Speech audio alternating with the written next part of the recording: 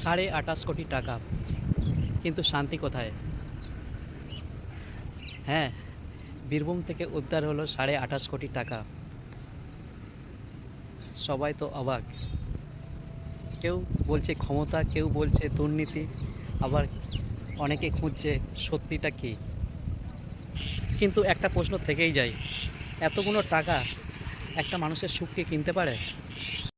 যে মানুষটা এক মুঠো ভাতের জন্য সারাদিন পরিশ্রম করে, আর তার কাছে 1,000 টাকা মানে অনেক বড়, আর সেখানে দাঁড়িয়ে কোটি কোটি টাকা লুকিয়ে থাকে যার কোনো হিসাবই মেলে না।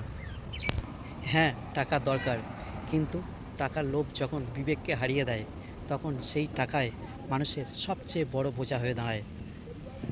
আজ 28.5 কোটি টাকা উদ্ধার হয়েছে, কালকে হয়তো আরও হবে, কিন্তু যদি সততা হারিয়ে যায়, তাহলে সমাজের সবথেকে বড় ক্ষতি সেখানেই।